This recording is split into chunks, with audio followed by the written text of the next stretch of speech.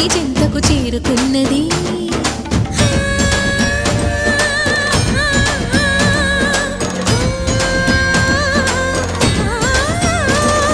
భవుని భువికి తరలించేలా, ధరణి దివిని తలపించేలా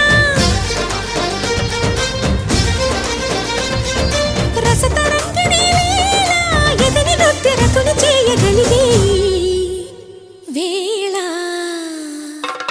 భరత వేదముగా నిరత నాట్యముగా కదిలిన పదమిది ఈశా.